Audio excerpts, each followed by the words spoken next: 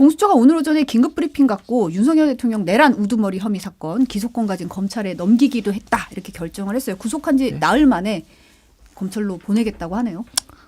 자신들이 할 수 있는 게 더 이상 없잖아요. 수사를 완전히 거부하고 있는데 계속 갖고 있으면은 이런 혐의를 제대로 뭐 구속영장, 기소장 만들기에는 좀 한계를 느낀 것이 아닌가. 빠른 잘한 결정을 했다. 그렇게 보여집니다. 근데 이제 윤 대통령 측이 공수처 위법 수사에 대해서는 법적 책임 끝까지 묻겠다라고 입장을 냈고 어제 MBN 보도가 이런 얘기가 있었어요. 검찰 조사에는 응할 수도 있다는 기류를 내비쳤다. 윤 대통령 측이. 아니 근데 그동안 주장대로라면 직권남용 내란죄 수사권이 없다 공수처에. 그러니까 나는 못 받겠다라고 했는데 검찰도 없기는 마찬가지잖아요. 네. 그런데 이제 공수처에 대한 근본적인 불신, 무시 이런 것들이 있는 것 같고 공수처가 본인을 체포했다라는 것과 망신주기 진술을 강요한 것 이런 것들에 대한 감정이 있는 것 같아요. 그래서 공수처에는 하나도 협조할 수 없겠다라고 생각을 한 건데 검찰은 본인들 다 후배들이잖아요. 그래서 검찰이 제대로 과연 수사할 수 있을까 이런 솔직히 의구심도 들고 검찰이라고 해서 계속 윤석열 대통령 측에서는 내란죄와 관련해서 수사권이 없다. 그러니까 기소도 할 수 없다.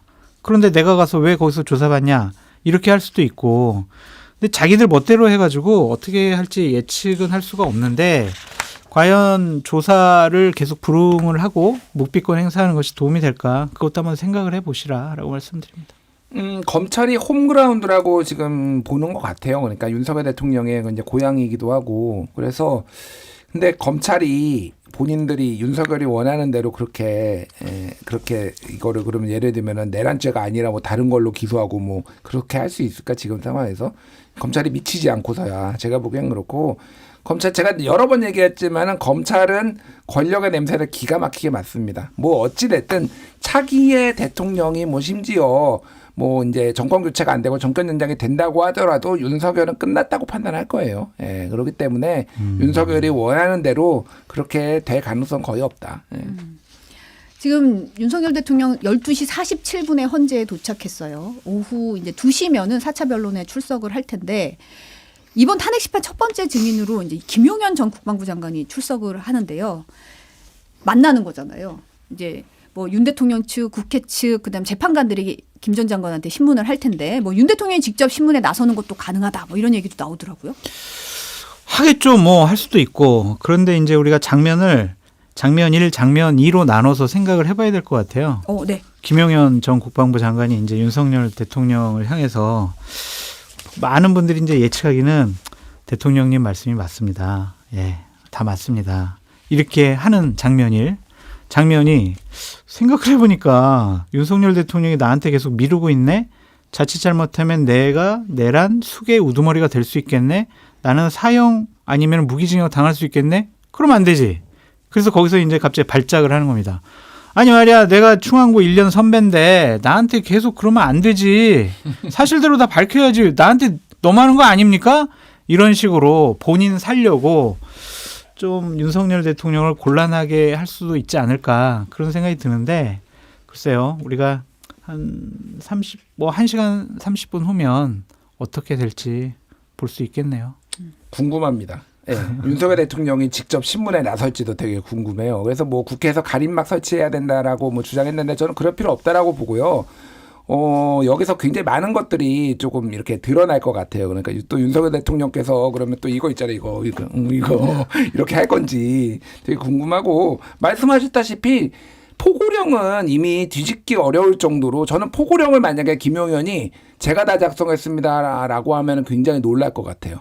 왜냐하면 그 전에 여러 번의 스탠스로 지금 그 변호인단도 그러고 이미 본인이 처음에 초안에 작성해서 윤석열 대통령한테 한 달 전에 넘기고 그리고 12시 통행 금지도 윤석열 대통령께서 국가 경제를 생각을 해서 빼주셨잖아요. 그러니까 이런 업적도 본인들이 막 자랑하고 그랬는데 이걸 다 김용현이 했다라고 하는 게 가능할까 이 생각은 들고 그래서 뭐 그 비상계엄 쪽지 쪽지면 그 A4지 같은 경우에는 아예 알리바이가 있잖아요. 전달할 시기에 없었잖아요. 그러니까 그래서 그거를 주장하는 거 자체가 아예 불가능하지 않을까 저는 뭐 그러니까 본인이 그거를 뭐 이게 윤석열을 곤란하게 하기 위해서가 아니라 저는 저쪽에 있었습니다라고 하면은 끝나는 게 아닐까 그 생각이 들어요. 예. 안 그래도 김용현 전 장관이 검찰에서 뭐 윤석열 대통령이 계엄 관련 법률을 공부를 했고 계엄 그러니까요. 요건도 다 찾아보고 그렇죠. 사전에 학습했던 것 같다. 뭐 이런 진술을 했다고 한겨레 지금 보도로도 나와 있는 상황입니다. 그러니까. 그래서 오늘 오후에 어떻게 이제 진술이 좀 나올지 그 부분이 좀 관심사긴 해요. 그러니까 또 오후에. 하나가 김용현이 맨날 국회에 나가서 의원들이 질의하는데 한 얘기가 있어요.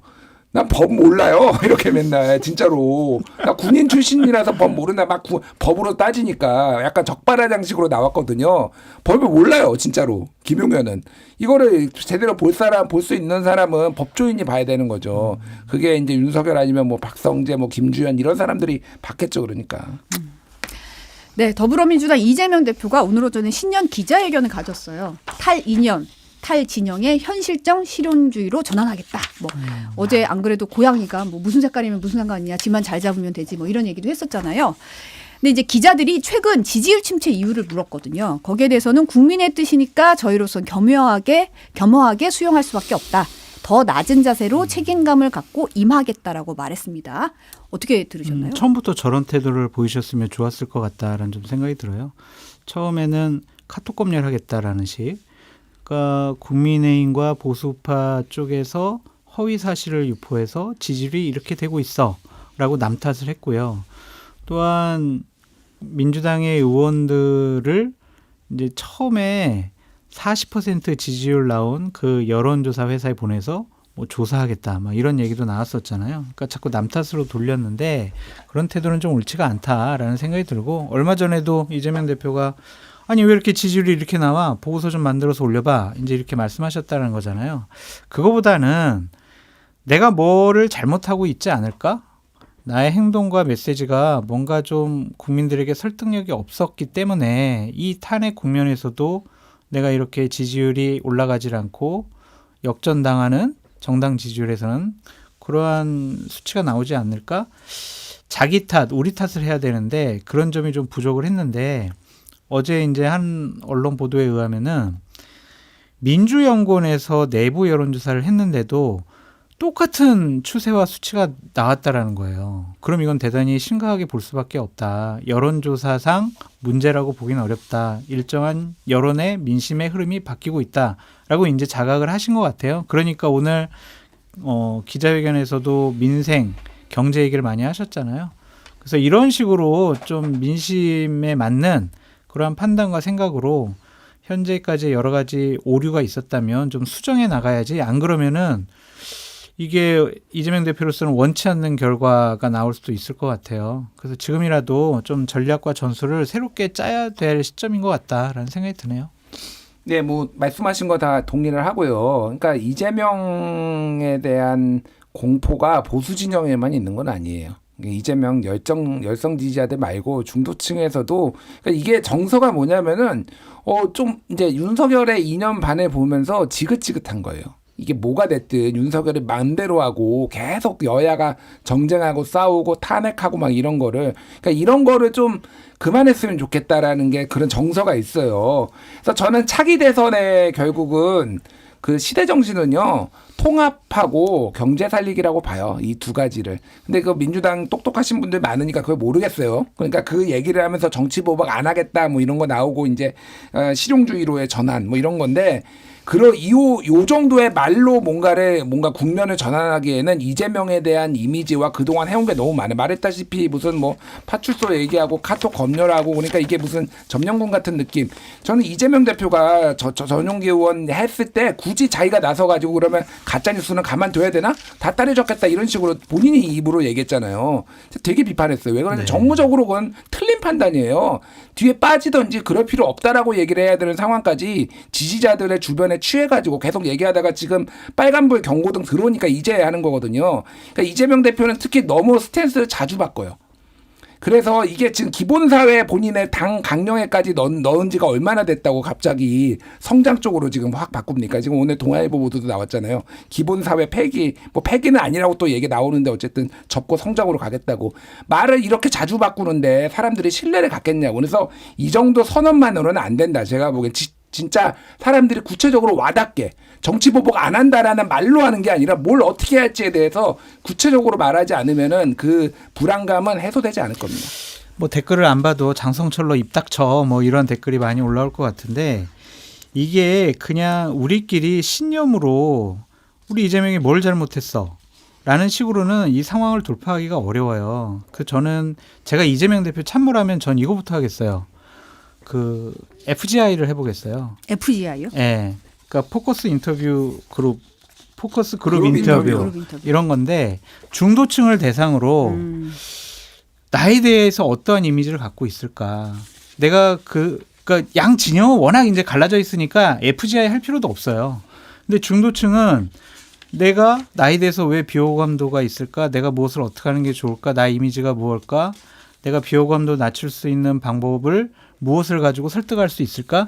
이런 것들 한 2시간 정도 이분들 연령별로 딱 한번 조사해 보면은 다 답이 나오거든요. 그래서 당직자들이나 아니면 당의 의원들이나 이런 사람들의 그냥 책상머리에서 한 보고서 갖지 말고 현장에 민심을 들어서 대책을 마련하시라. 지금 대선을 눈앞에 두고 있기 때문에 우리가 조금 뭐 이거 이상해요라고 하면은 내부 총질로 비춰질 수 있거든요. 그러니까 민주연구원 같은 데서 FGI를 한번 해보시는 것이 어떨까 그런 생각이 듭니다. 제가 무료로 한번 조언해 드릴게요. 굉장히 이제 그 날것의 이재명 비토의 그 정서에 대해서 날것을 제가 전해드릴 수 있습니다. 네. 근데 사실 보수 진영에서 지금 뭐 오세훈 서울시장도 그렇고 뭐 유승민 의원도 그렇고 좀 조기 대선 네, 이제 이 그렇죠. 다음 단계로 네, 넘어갈 네. 준비를 하고 있는 것 같은데 맞습니다. 유승민 의원 같은 경우는 아예 딱 약간의 캐치프레이즈 같이 내가 출마해야 이재명 대표를 이길 수 있다. 네. 이런 얘기를 지금 인터뷰에서 했더라고요. 유승민 대표가 저는 대단히 경쟁력이 높고 이재명 유승민 붙으면 유승민 의원이 이길 가능성이 높지 않을까 저는 그렇게 생각하는 사람인데 최근에 나온 여론조사를 보면 유승민 대표가 김문수나 홍준표보다 경쟁력이 있다라는 여론조사 수치가 나오질 않아요. 그러면 그 캐치프레이즈는 소용이 없어요. 그건 설득력이 없는 캐치프레이즈예요. 제가 만약 유승민 대표의 참모라면 다른 쪽에 얘기를 하겠어요. 지금 국민들이 대단히 힘겨워하고 있는 현재 상황을 시대 정신으로 반영을 해가지고 한 문장으로 메시지를 만들겠는데 그거는 이제 좀 비용이 소요되는 거기 때문에 저한테 맡기시면 제가 해드리겠다 그런 생각이 좀 드는데 이게 그냥 내가 경쟁력이 있어라는 거를 내 스스로 외친다고 해서 생기는 게 아니거든요. 그래서 다른 쪽으로 접근하셔야 될 것 같다라는 생각이 들더라고요. 유승민 대표 같은 경우에. 그래서 저는 김문수, 홍준표 나가면은 중도층을 견인하지 못해서 대선에서 무난하게 질 거라고 생각을 하는데 유승민, 오세훈 이런 분들 중도층을 견인해낼 수 있는데 그분들이 시대 정신을 반영하는 뭔가 감동적인 메시지를 국민들한테 줘야 될 것 같다. 그런 생각이 듭니다. 그러니까 짧게 얘기하면은 진영에서 경선 뚫는 거는 저는 저전력으로 안 된다고 생각을 해요. 그거는 이제 본선 올라갔을 때인데 저는 유승민 의원이 진흙탕 싸움을 할 준비가 되어 있는지 솔직히 그게 지금 거기는 그러니까 개싸움이에요. 제가 보기엔 개싸움이고 개싸움이 될 겁니다. 그 개싸움에 본인이 다 감내하고 진짜 할 준비가 되어 있는지 그게 제일 중요하고 일단 그 다음에는 그 캐치프레이즈가 이제 맞겠죠. 근데 지금은 개싸움이 더 중요하다. 그럼 지금 여권 후보에서 가장 1위는 지금 압도적으로 김문수 장관이잖아요. 그 시사저널에서 오늘 보도를 했잖아요. 양대 네네네. 대결. 제가 되게 유익 있게 보는 거는 항상 중도층이거든요. 그러니까 1대1로 붙여봤을 때 중도층에서도 김문수, 홍준표가 예를 들면 한동훈보다 중도층에서 더 많이 표를 얻어요. 지금 수치상으로. 네. 이해를 못하는 수치가 나오는 거예요. 저도 솔직히 이해를 못하겠어요. 그렇기 때문에 이 여론조사를 과연 고지고대로 다 믿어야 되나 믿을 수가 있을까 그런 생각이 드는데 또 안 믿으면은 우리가 또 여론조사의 함정에 빠질 수밖에 없잖아요. 그래서 지금은 다 양쪽 지지층이 과잉 흥분 상태라고 저는 생각이 들거든요. 그래서 좀 설날 지나고 나서 나오는 여론조사들이 조금 좀 냉정함을 되찾지 않을까 그런 생각이 드네요. 지금 방금 언급하신 시사저널의 여론조사는 네, 조원 CNI에 의뢰해서 지난 18일에서 19일 이틀간 이제 전국 만 18세 이상 남녀 1,006명에게 조기 대선 열린다는 전제하에 이재명 대표 대 김문수 장관 양자 대결 투표 의원 물은 결과고요. 김 장관이 46.4% 지지율로 이재명 대표 41.8% 앞서는 것으로 나타났습니다. 자세한 여론조사 결과는 여론조사 심의 선거관리위원회 선거위원회 여론조사 심의위원회 홈페이지 참고하시면 됩니다. 네.